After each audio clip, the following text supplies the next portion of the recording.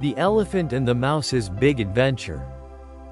Once upon a time, in the heart of the emerald jungle, where sunlight filtered through leaves like golden confetti and the air hummed with the secrets of ancient vines, there lived a magnificent elephant named Ella. Ella was no ordinary elephant. Her skin was the color of weathered bark, etched with stories from 100 rainy seasons, and her ears fluttered like the wings of a butterfly caught in a gentle breeze. Her trunk, long and flexible as a river reed, could pluck the ripest figs from the highest branches or cradle a dewdrop without spilling a single sparkle. Every morning, Ella would wake to the chorus of chattering monkeys and the distant call of the hornbills, then wander the winding paths, her massive feet leaving imprints like soft invitations in the earth. She loved the jungle's quiet rhythms, the rustle of bamboo in the wind, the sweet tang of overripe bananas, but lately, a quiet ache had settled in her heart. Being so grand and towering, she often felt like a shadow among the stars, admired from afar, but rarely touched by the warmth of true companionship. The other animals whispered tales of her kindness, yet they kept their distance, wary of her size. Not far from Ella's favorite resting spot, a colossal baobab tree whose roots twisted like the fingers of an old storyteller, lived Milo the mouse. Milo was a pint-sized explorer with fur as sleek and silver as moonlight on water, and eyes that gleamed with the fire of 1,000 untold quests. His whiskers were his compass, twitching at the slightest hint of mystery, and his paws, nimble as spider silk, could untangle the knottiest knots or scale a fern frond in a heartbeat. Milo's burrow was a wonderland of scavenged treasures, a pebble polished smooth by the river, a feather from a scarlet ibis, and a shard of shell that glowed like a captured sunset. But for all his bravery in the face of ants and aphids, Milo yearned for horizons beyond the burrow's edge. The world's too big to nibble at from a hole, he'd confide to his cricket companions, who chirped encouragement under the moon. I want to chase the great river's waves and echo my voice in the whispering mountains. One lazy afternoon, as the sun hung heavy like a ripe papaya and painted the jungle in strokes of amber and rose, Ella ambled toward the baobab for her midday nap. Her trunk swayed lazily, trailing a melody of contented hums. Suddenly, a frantic rustle erupted from the underbrush, a sharp snap, followed by a high-pitched squeak that pierced the air like a thorn. Ella froze, her ears perking up like radar dishes. Peering down, she spotted a tiny figure ensnared in a thorny vine, dangling helplessly from a low branch. It was Milo, his legs kicking comically in the air, his tail whipping like a flag in a storm. "Oh, fiddlesticks and fire ants!" Milo yelped, twisting futilely. "This vine's got more tricks than a monkey's market." Ella's heart melted like morning mist. With the delicacy of a painter's brush, she extended her trunk, coiling it around the vine just so, not too tight to harm, not too loose to fail. A soft pop, and Milo tumbled free, landing in a fluffy bed of moss. He shook himself off, fur fluffed like a dandelion gone to seed, and looked up at his rescuer with wide-eyed wonder. "By the berries, you're Ella the gentle giant. I've heard the parrots sing of your feats, moving fallen logs for the rabbits, spraying cool showers for the wilting orchids." Milo bowed low, nearly toppling over in his enthusiasm. "I'm Milo, burrow dweller and dream chaser. Thank you for the save. That vine was meant for climbing, not catching fools like me." Ella's laugh rumbled like distant thunder wrapped in honey, shaking loose a cascade of petals from the branches above. She lowered her head, her eyes twinkling like fireflies in twilight. "Feats? Oh, Milo, those are just neighborly nudges. And fools? Only the bravest hearts tangle with vines. What quest brings a whiskered wanderer to my shady corner?" As they settled beneath the baobab, Ella reclining like a living hill, Milo perched on a root like a king on his throne, the stories flowed like the jungle's hidden springs. Milo spun yarns of his burrow escapades, outsmarting a sly snake with a pebble puzzle, befriending a glowworm lantern keeper. Ella shared whispers of her solitary strolls. The way the stars seemed to wink at her loneliness, the ache of wanting to play without fear of trampling toes.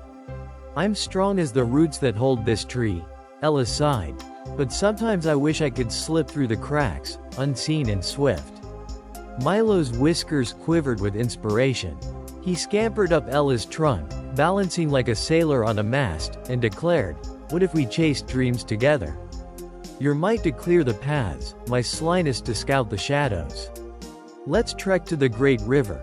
I've always dreamed of its silver songs, and beyond, to the whispering mountains where echoes tell fortunes." Ella's eyes lit with a spark long dimmed. Together? But the jungle's full of perils for friends so different. Milo grinned, his tiny paw on her leathery cheek. Different is our superpower. Promise me one thing. No more lonely hums. As the sun slipped away, draping the world in velvet dusk, they sealed their pact with a pinky-to-trunk promise. And so, under a canopy of stars that blinked like approving eyes, Ella and Milo's big adventure truly began. Their first trial awaited at dawn's first blush, when the jungle awoke in a symphony of dew-kissed calls. The path to the great river wound through the thicket of thorns, a labyrinth of brambles that guarded the crooked bridge like jealous sentinels. The bridge itself was a marvel of monkey ingenuity. Ropes woven from lianas, swaying over a brook that giggled like a flock of schoolchildren. But as Ella approached, her shadow alone made the vines creak in protest. "Look at it wobble," she fretted, her trunk coiling nervously.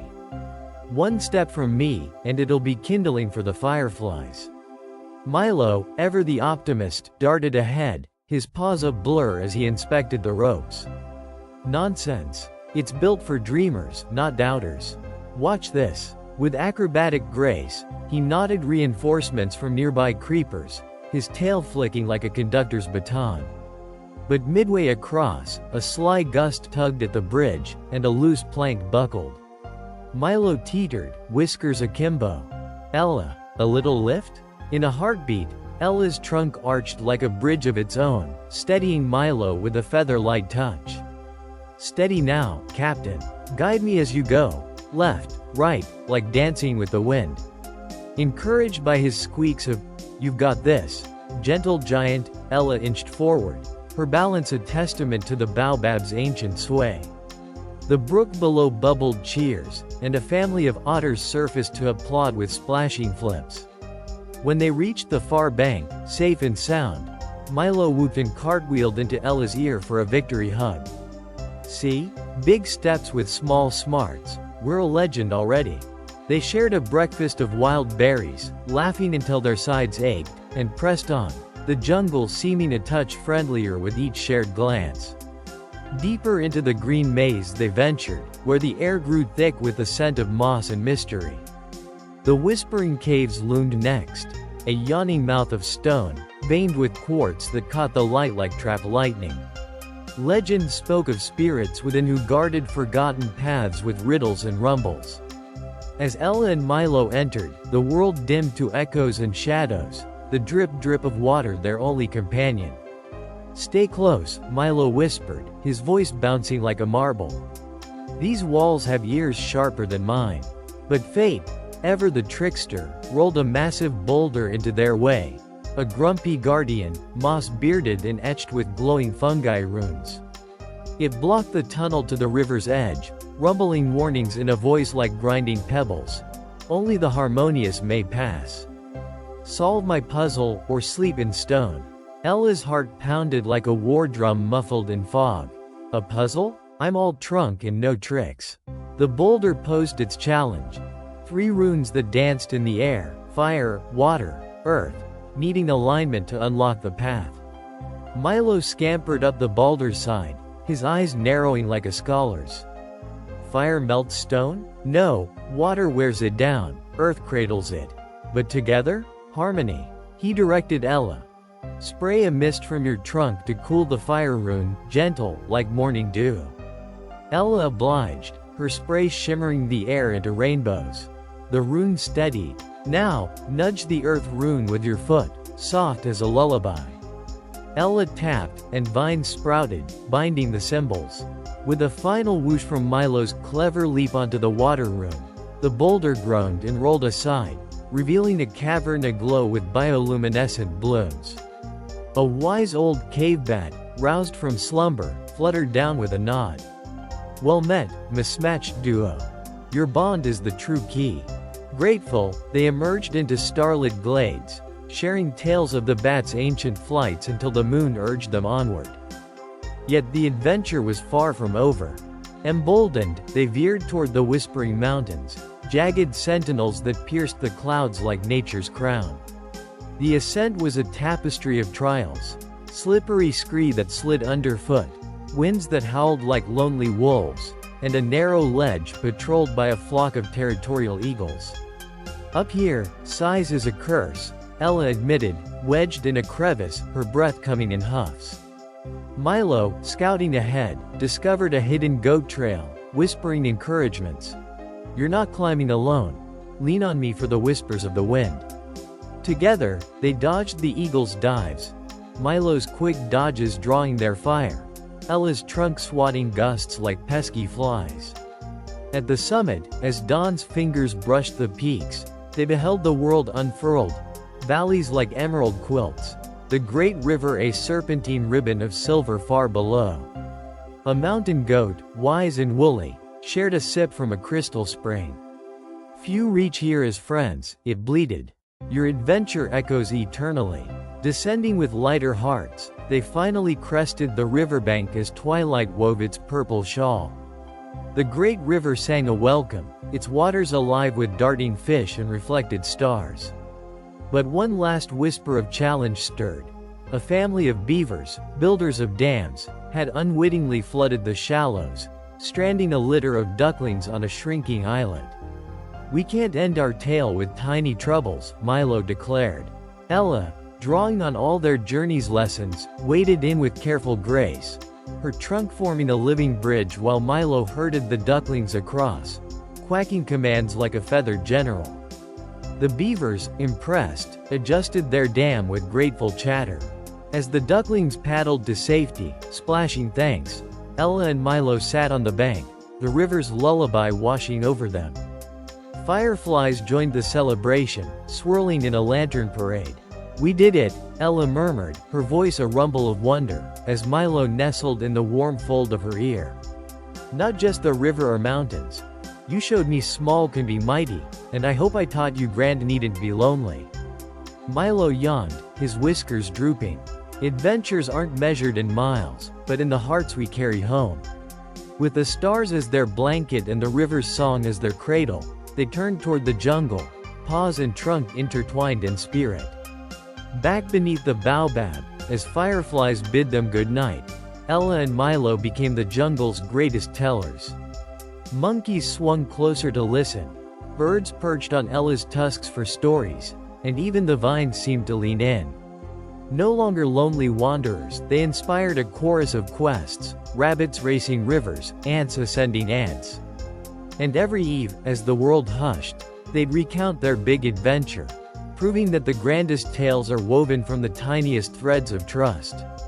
So close your eyes, dear dreamer, and let the jungle's whispers carry you. May your own adventures bloom with friends as true as Ella and Milo. Sweet dreams, and good night.